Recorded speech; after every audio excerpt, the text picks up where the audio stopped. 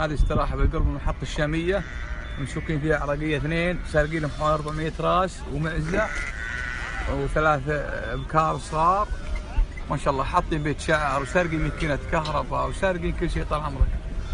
الله ترى يتحمل الآن، الله يستر. سال غنيمتنا ما هي معهم، حاطين لهم وايد والله ما خلوا شيء من كل نوع. المعزة بيض وسود، وهذا دنا مليان في المعزة. الله يعقل على المسلمين.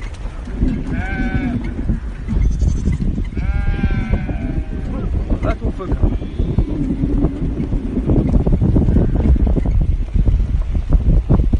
ما شاء الله حاطين بيت شعر خيمة، وهذه ماكينة مسروقة قيمتها حوالي 45,000 من تهرين الرياجيل ما شاء الله عليهم.